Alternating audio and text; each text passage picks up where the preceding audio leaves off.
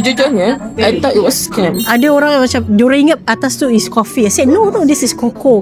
I tengok you punya IG. Dia memang cakap koko. I macam, koko? Yeah. The Tapi top is cocoa. Tapi macam I just macam Orang ingat macam cocoa with coffee kan. No, I use I pakai all premium punya ingredients. naughty means